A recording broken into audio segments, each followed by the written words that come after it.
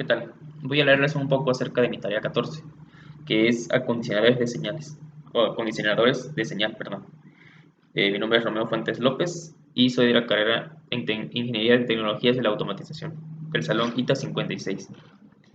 Para empezar, comenzaremos con el amplificador inversor, que es como demuestra en este diagrama.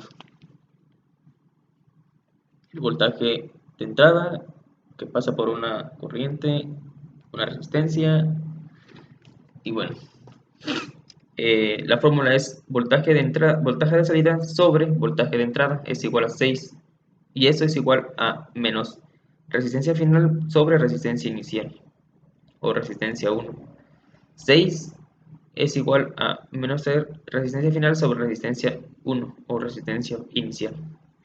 La entrada se lleva a la entrada inversora a través de la RI o resistencia 1, en tanto que la entrada no inversora se conecta a tierra. Se establece una trayectoria de retroalimentación que inicia en la salida, pasa por la resistencia R2 y llega a la resistencia inversora. Ok. Luego vamos con el amplificador no inversor.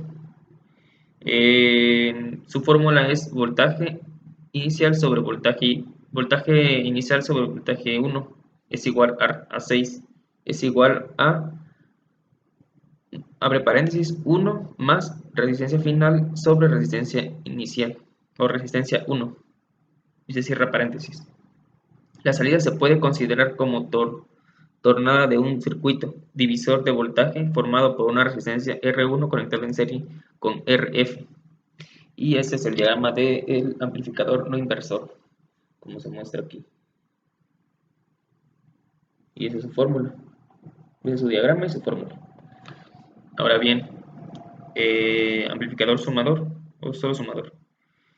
Dice, para empezar, este es su diagrama, como lo muestra aquí. Tiene 3 voltajes. Bueno, voltaje, puede ser de voltaje 1 hasta voltaje N, igual de resistencia 1 a resistencia N. Voltaje de entrada o voltaje inicial va a ser igual a menos, abre paréntesis, resistencia final por voltaje inicial sobre resistencia 1, más resistencia final por voltaje 2 sobre resistencia 2. Y para hacerlo más interesante puede haber varias más resistencias, pero van a ser multiplicadas por las resistencias R.